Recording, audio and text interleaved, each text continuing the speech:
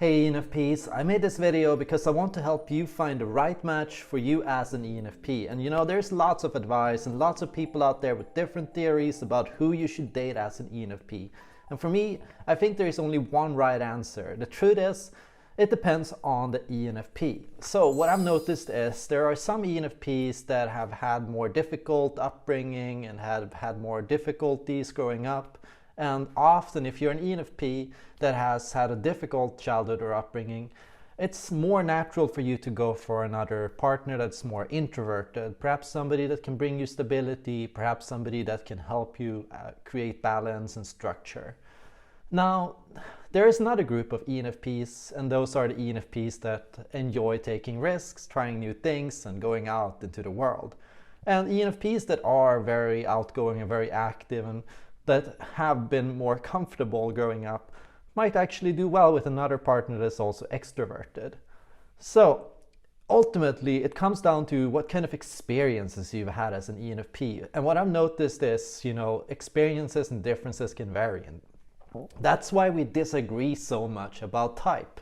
It also comes down to people's personal experiences.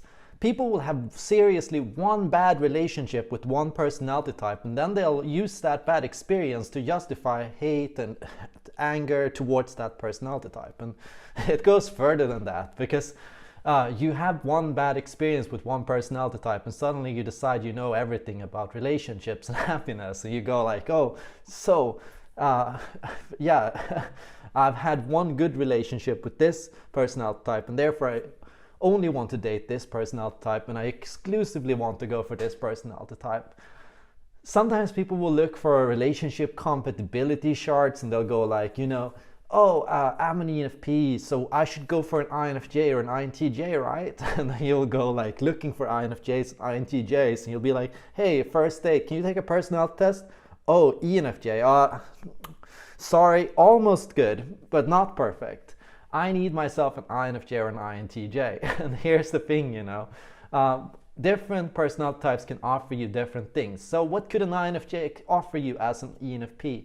Well, INFJs are a great match if you're looking for somebody that will understand you and will allow you to be yourself. Now, not all ENFPs are going to love INFJs. You know why some ENFPs won't like INFJs? It's because some ENFPs want to be told what to do. Some ENFPs have learned to live using more negative motivation, and they're looking more for a person that can be like, hey, I'm holding you accountable to your decisions. Hey, I'm asking you to do this. Some ENFPs don't always want to be understood. Some ENFPs want to be sometimes yelled at, or like, at least not highly, but some ENFPs want to, at least somebody that stands up against them, and offers some resistance. Some ENFPs are gonna go for an ISTJ match, and why not? I mean, ISTJs, they offer balance, they offer support, they can counter for your weaknesses, The ISTJ can pick up all the chaos that you bring up, and you can give chaos to the ISTJ, and you give ISTJs a purpose, ISTJs give you a purpose. I mean, it's a perfect match, right? On the other hand, some ENFPs, they're gonna love and adore other ENFPs, because truth is, what personality type can understand you and can complement you as well as another ENFP.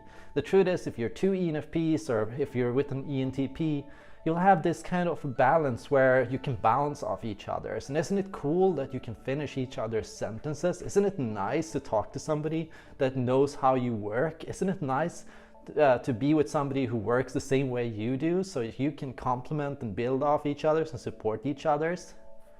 Other people will be like, no, hell no, I would never go for an ENFP or ENTP. I mean, come on, we'd have chaos and we'd have no structure, we've had no order, and they'd annoy me and they'd be so much in my face that I couldn't deal with that. And what I've found is, no one personality type is going to give you everything you need as an ENFP. Truth is, ENFPs, they're very, very complex. That means as an ENFP, you probably, I'm not suggesting you date other people or multiple people. I mean, ENFPs can completely settle down and find one person that they enjoy and want to prioritize as number one. But I'm saying, as an ENFP, it's so important for you to have friends. having friends, having other people in your life you can talk to and share experiences with, having other ENFPs in your life that understand how you work and that think the same way you do is incredibly powerful. Having other INFJs in your life that you can talk to and share and open up to, people that will understand you intuitively without you needing to explain yourself, well, that's amazing. Having ISTJs in your life, you know, yes, please. And say, I didn't even talk about ESTP, ESFP. ESTPs and ESFPs, you know, no other personality type is going to get you to take action and get you out into the world like an ESTP or an ESFP. So are you indecisive, struggling to make decisions, constantly going from thing to thing? Talk to an ESTP or an ESFP. They're going to get you doing things and they're going to get you to actually turn your ideas into action. Now that's a roller coaster ride in itself, because there is nothing more scary than actually doing something and acting on your ideas and impulses. And ESFPs and ESTPs, they can really help you with that. So ultimately, which personality type is your favorite? Let me know in the comments down below, and thank you so much for watching this video.